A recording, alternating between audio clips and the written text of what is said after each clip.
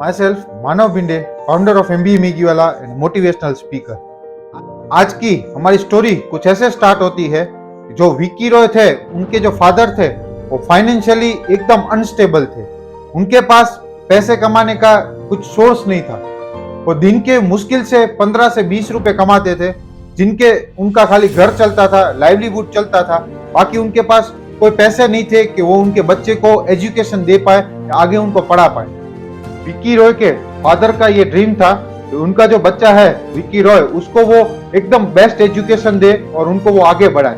उनके पास इतने पैसे नहीं थे कि वो विक्की रॉय को पढ़ा पाए, इसलिए उन्होंने विक्की रॉय को उनके जो अंकल आंटी थे उनके पास शहर में रहने के लिए भेज दिया और उनको बोला कि ये आपके साथ यहाँ पे रहेगा और यहाँ से ही वो पढ़ाई करेगा। वहां पे उसने रहना चालू किया और धीरे धीरे वहां से उन्होंने पढ़ाई चालू की। बट विक्की रॉय जैसे ही वहां पे पढ़ाई करते थे तो वहां पे शाम को घर आने के बाद उनको बहुत सारा टॉर्चर सहन करना पड़ता था।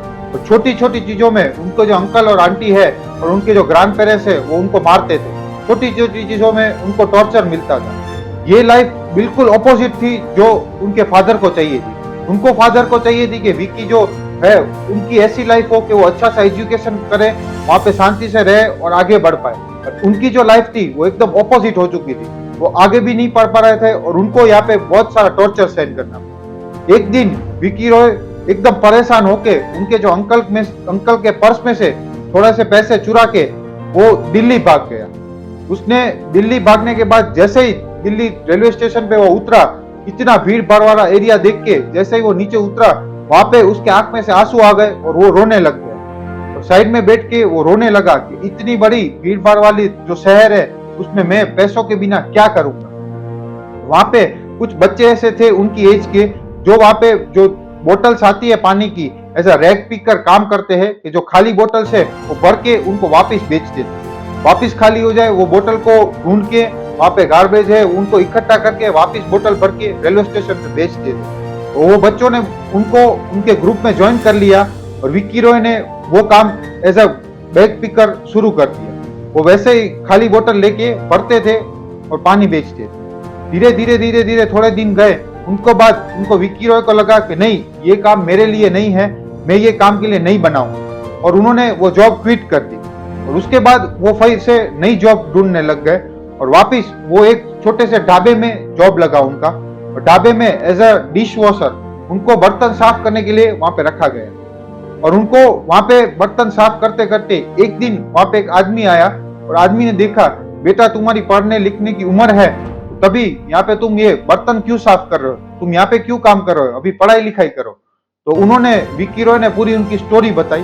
तो वो आदमी ने विक्की की स्टोरी सुनने के बाद विक्की को बोला कि आप मेरी एनजीओ में एनरोल कर लो। और वो एक एनजीओ चलाते थे जहाँ पे जो बच्चे हैं जिनके पास पैसा नहीं है पढ़ने के लिए, उनको वहां पे वो नर्सिंग करते थे और पूरा पढ़ाते थे। इसलिए वो बच्चे को वहां से लेके गए और विक्की को वो ट्रस्ट में एनरोल करवा के उनको पढ़ाई की। विक्की ने 6 स्टैंडर्ड से वापस पढ़ाई शुरू की।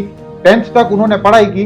10th तक पढ़ाई करने के बाद जब उनको पता चला और उनका जो स्कूल का पूरा जो डेटा निकल के आया, तो उनको वहां पे स्कूल को बोला गया कि आपका जो एजुकेशन है वो बहुत वीक है और आप आपकी लाइफ में एजुकेशन में कभी भी आगे नहीं बढ़ पाओगे। ये सुनने के बाद विक्की जो था उसने एजुकेशन ड्रॉप कर दिया। एजुकेशन ड्रॉप करने के बाद उन्होंने फोटोग्राफी चालू की और वहां से पूरी उनकी स्टोरी चेंज होती है। फोटोग्राफी उन्होंने चालू की तो वहां पे भी ट्रस्ट ने उनको हेल्प किया और पहला जो उनका कैमरा था वो 500 रुपए का उनको एक कैमरा लेके दिया। और वो कैमरा लेने के बाद विक्की ने उनके जो फ्रेंड्स थे उनका फोटो खींचना चालू किया। एक फोटो का वो 5 रुपए लेता था।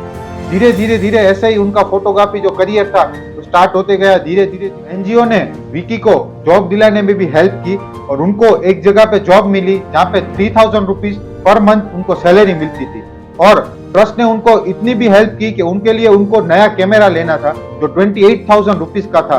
ट्रस्ट ने उनको 28,000 रुपीज एज अ लोन दी और वहां से उन्होंने उनका पहला जो प्रोफेशनल कैमरा था वो खरीदा। और उनको जो सैलरी मिलती थी 3000, उनमें से वो जो लोन का अमाउंट है वो वापस देते थे। और ऐसे धीरे धीरे उनका फोटोग्राफी का करियर स्टार्ट हुआ। और एक दिन उनका जो किस्मत था वो पूरी पलट गई और उनका जो नाम था वो छाने लगा पूरी जगह। और 2007 में पहला फोटोग्राफी का एक एग्जीबिशन हुआ जहाँ पे उनको मौका मिला उनकी जो क्रिएटिविटी थी वो दिखाने को। और वहां पे दिखाने के बाद उनका नाम था पूरे दिल्ली में फेमस हो गया और वो एक बहुत बड़े प्रोफेशनल फोटोग्राफर बने। धीरे धीरे धीरे धीरे उनका नाम बढ़ता गया, उनको बहुत बड़े बड़े काम है वो भी मिलते गए। और एक टाइम के बाद वो आउट ऑफ इंडिया गए और आउट ऑफ इंडिया भी एक एग्जीबिशन में उनको मौका मिला उनका क्रिएटिविटी दिखाने का। वहां पे भी लोगों को उनका बहुत अच्छा नाम लगा, बहुत अच्छा काम लगा। धीरे धीरे उनका एजुकेशन और उनका जो स्किल्स थे वो बढ़ती गई और उनका इतना बड़ा पूरे दुनिया में नाम हो गया कि जो वर्ल्ड ट्रेड सेंटर था उनका जो पूरा रिकंस्ट्रक्शन का जो बायोग्राफी थी, जो पूरी सिनेमैटिक्स थे, जो पूरे फोटोग्राफी थी, उनका काम इनको मिला था और इनको मौका मिला था ये पूरा कवर करने को। उन्होंने ये भी काम किया और उनके बाद उनको इतना बड़ा नाम मिल गया कि एज अ मोटिवेशनल स्पीकर उनको गूगल हेडक्वार्टर्स, फेसबुक हेडक्वार्टर्स और व्हाइट हाउस में उनको एज अ मोटिवेशनल स्पीकर उनको स्पीच देने के लिए बुलाते थे। अभी ये स्टोरी से हम क्या सीखते हैं? अगर आपकी लाइफ में आप सक्सेसफुल होना चाहते हो, आपके जो ड्रीम्स है उसको आप कंप्लीट करना चाहते हो, तो ये विकी एक एज अ एग्जांपल है कि आपकी लाइफ में अगर आपके पास कुछ नहीं है बट आपको अगर जी जान से आप मेहनत करने के लिए रेडी हो, आप काम करने के लिए रेडी हो, अगर आप जो भी आपके पास सिचुएशन है उसमें आप काम कर रहे हो, कभी भी आप लाइफ में फेल नहीं होंगे। एक ना एक दिन आपका जो ड्रीम है वो जरूर कंप्लीट हो जाएगा। तो ये स्टोरी आपको कैसी लगी जरूर हमको कमेंट करके बताइएगा।